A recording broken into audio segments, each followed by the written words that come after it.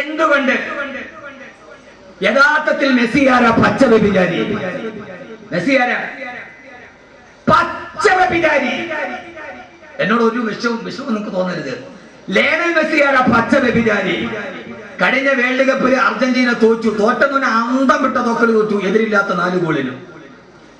തോറ്റ പരാജയ ഭീതി മാറ്റാൻ പിറ്റേ ദിവസം രാവിലെ എയർപോർട്ടിൽ വെച്ച് പിറ്റേ ദിവസത്തെ വീക്കമാഗസിന്റെ ഒരു ഫോട്ടോ വന്നു.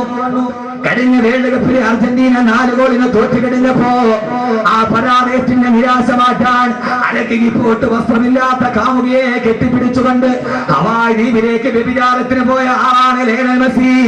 ആ വ്യഭിചാരത്തിന് പോകുന്ന സമയത്ത്, വ്യഭിചരിക്കാൻ പോകുന്ന സമയത്ത്, സാധാരണ വ്യഭിചരിക്കുന്നത് ആരും അറിയാതെയാ. വ്യഭിചരിക്കാൻ പോകുന്ന സമയത്ത് എയർപോർട്ടിലോട്ട് പോകുമ്പോ പത്രക്കാരുടെ മുമ്പിൽ കാമുകിയെ ചേർത്ത് പിടിച്ചിട്ട് ഫോട്ടോയ്ക്ക് പോസ്റ്റ് ചെയ്ത പച്ച വ്യഭിചാരിയാണ് ലയണൽ മെസ്സി. കാരണം യൂറോപ്പിലെ വ്യഭിചാരം ഒരു പ്രശ്നമല്ല. പക്ഷേ എന്റെ പ്രിയപ്പെട്ട സഹോദരങ്ങളെ, യൂറോപ്പ് പഠിപ്പിക്കുന്നത് ഈ വിദ്യാഭ്യാസമാണ്.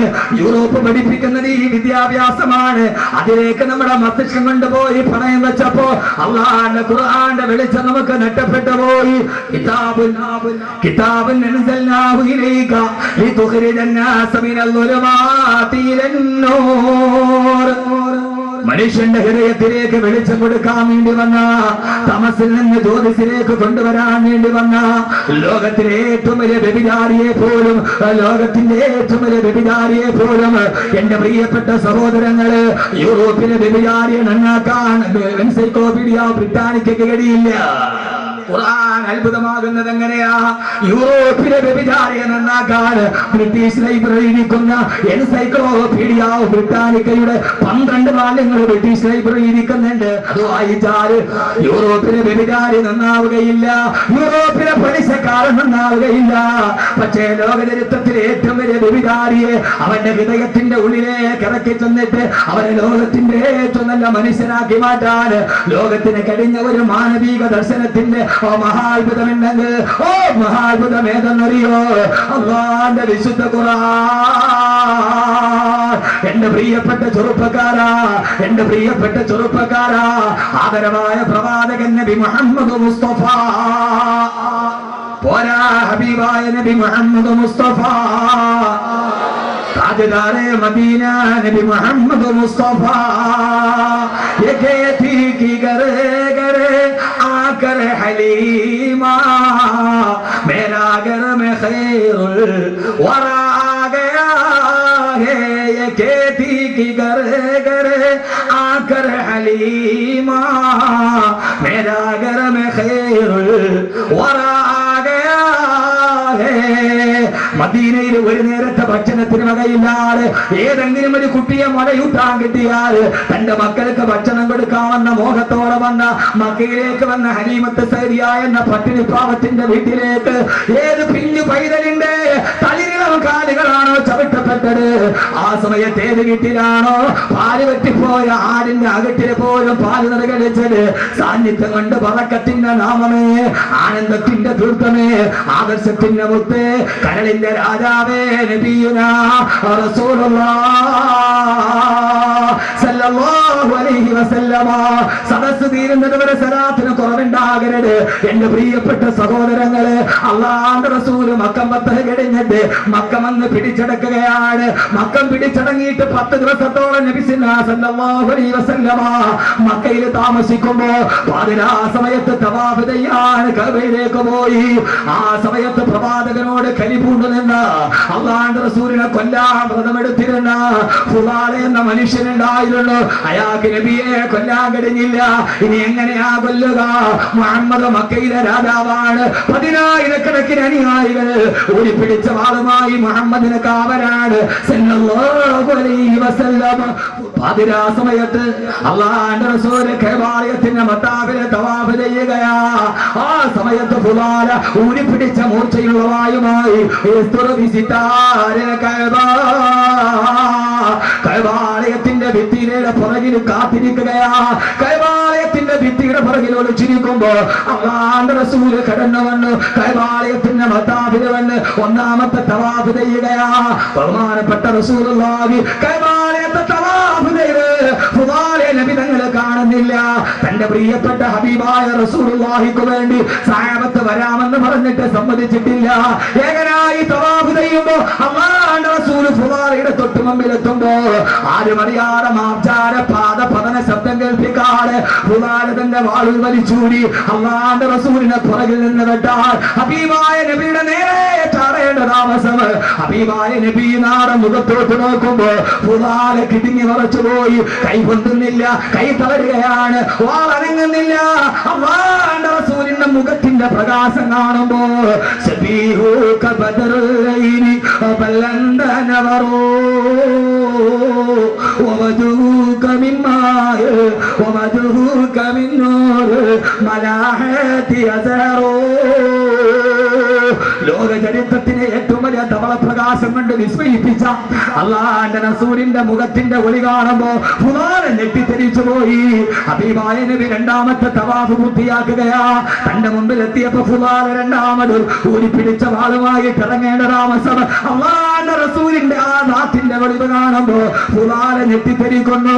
വാളിരിക്കുന്ന കൈവിറക്കുകയാണ്. മൂന്നാമത്തെ തവാഫ് തീർന്നു, നാലാമത്തെ തവാഫ് തീർന്നു, 5, 6, 7ാമത്തെ തവാഫാണ്. ഇവിടെ വെച്ച് കൊല്ലാൻ കഴിഞ്ഞില്ലെങ്കിൽ ഇനി മുഹമ്മദിനെ കൊല്ലാൻ എനിക്ക് കഴിയില്ല. 7ാമത്തെ തവാഫ് പൂർത്തിയാക്കുകയാണ്.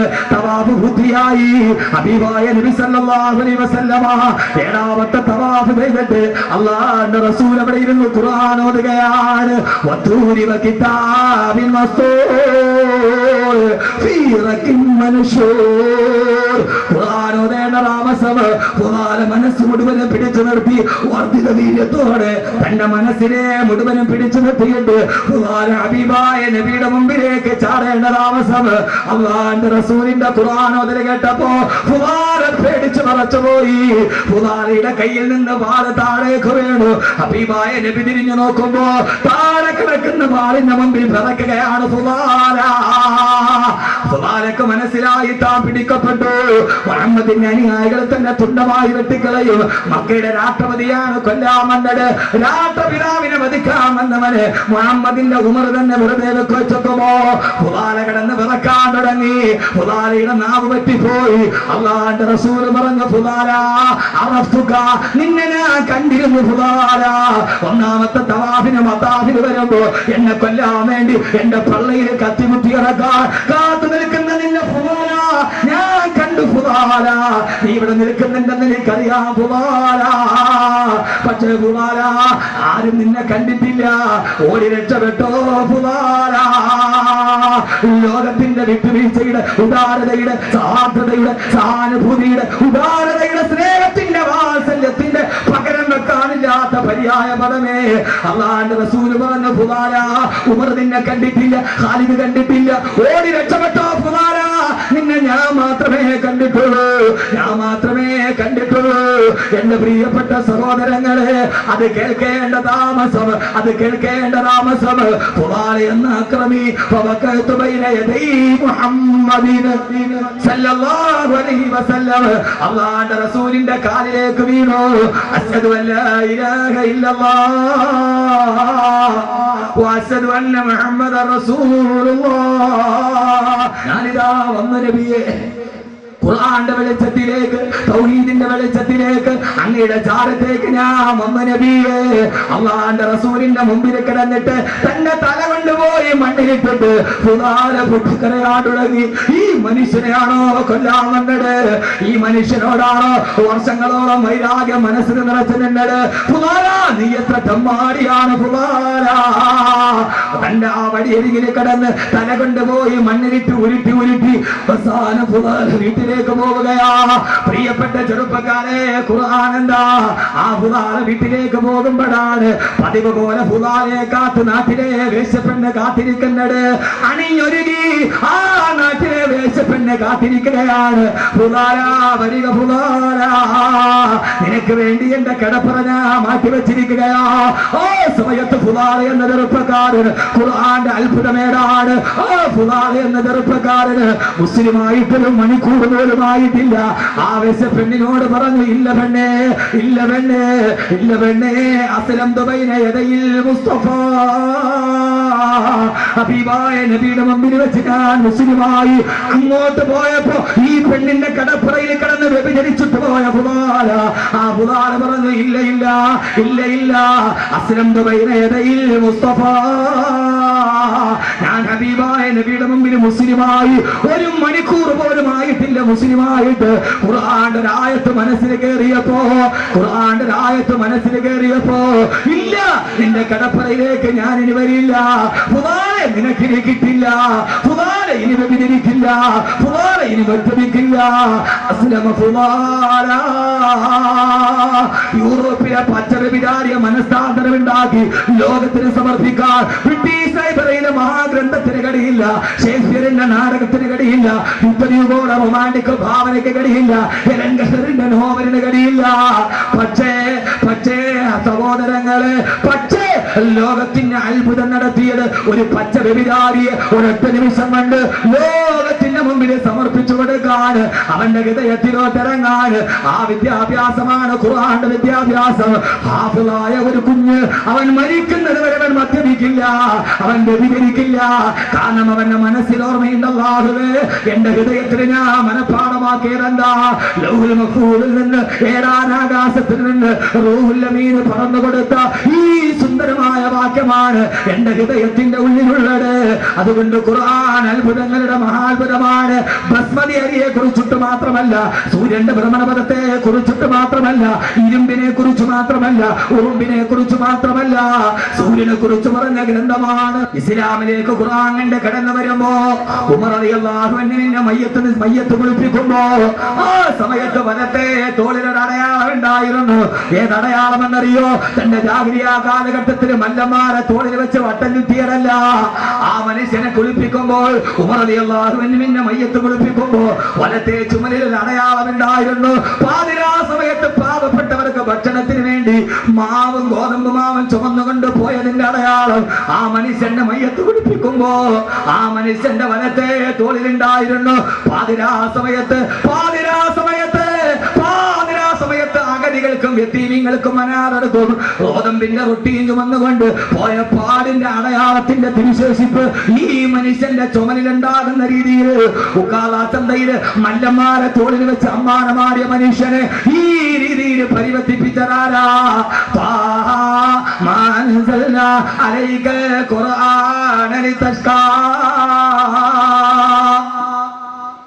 ആയത്ത് കേറി അത്ഭുതമായി. പിന്നെ ലോകത്തിൽ അത്ഭുതം സൃഷ്ടിക്കപ്പെട്ടു. അങ്ങനെ ഒരു പരിവർത്തിത സമൂഹത്തിന്റെ, ഒരു പരിവർത്തനത്തിന്റെ പുറകിൽ പ്രവർത്തിക്കുന്ന പ്രേരക ചാലക ശക്തിയായി വർത്തിക്കാൻ ഖുർആൻ എന്ന് നാം പഠിപ്പിക്കുന്ന നമ്മുടെ ഈ ഖുർആന് കഴിയേണ്ടതുണ്ട്. അല്ലാഹു നാക്കി തരട്ടെ. ലോകത്തിലെ ഏറ്റവും വലിയ തമ്മാടികൾ പേടിച്ച് കരഞ്ഞു പോയത് ഖുർആന്റെ ആയത്തിറങ്ങിയപ്പോൾ ഞാൻ പറഞ്ഞത് അല്ലാഹു മനസ്സിലാക്കാൻ തൗഫീഖ് നൽകട്ടെ. അല്ലാഹുവിന്റെ വിശുദ്ധ ഖുർആൻ, ഞാൻ ഈ ആയത്ത് മുഴുവനും പറയാം. ഖുർആൻ ഇതിനെ കുറിച്ച് മാത്രമല്ല, ലോക ചരിത്രത്തിലെ ഏറ്റവും വലിയ വിസ്മയത്തിന്റെ വിപ്ലവം സൃഷ്ടിക്കാൻ അല്ലാഹുവിന്റെ ഖുർആനിന്. ജുബൈർ ഇബ്നു മുത്തീം ക്രൈസ്തവ പാതിരിയാണ്.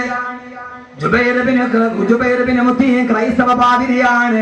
അയാൾ മക്കയിലോട്ട് വന്നപ്പോ കഅബാലയത്തിന്റെ മത്താഫിൽ നിന്നിട്ട് അബൂജഹൽ പറഞ്ഞു, ജുബൈർ ഇബ്നു മുത്തീമേ, കഅബാലയത്തിന്റെ മത്താഫിലൂടെ പോകരുത്, അവിടെ ഇരുന്ന് മുഹമ്മദ് ഖുർആൻ ഓതുന്നുണ്ട്, അത് കേട്ടാൽ പിഴച്ചു പോകും. ജുബൈർ ഇബ്നു മുത്തീം പഞ്ഞിയെടുത്തിട്ട് തന്റെ ചെവിയിലേക്ക് വെച്ചിട്ട് രണ്ട് വിരലുകള് ചെവിയിലോട്ട് കുത്തിക്കയറ്റി ഖുർആൻ ഓതുന്നത് കേട്ടാലേ പിഴച്ചു പോവുകയുള്ളൂ.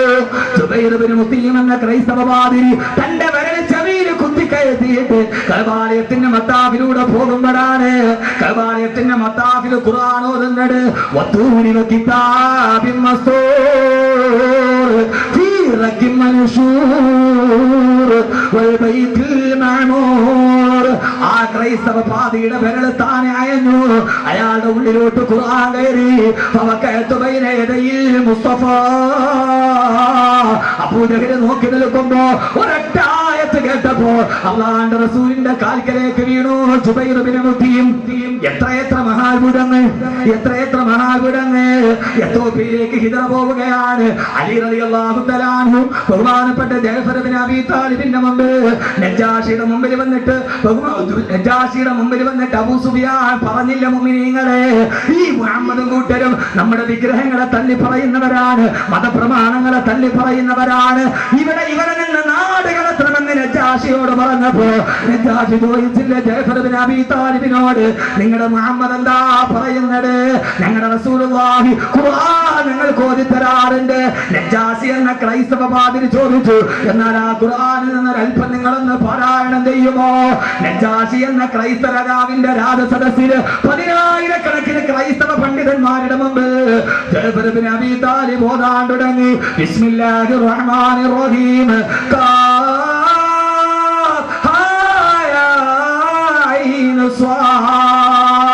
ذكر رحمة ربك عبده زكريا إذ نادى ربه نداء خفيا قال ربي إني وهن العظم مني واشتعل الرأس شيبا.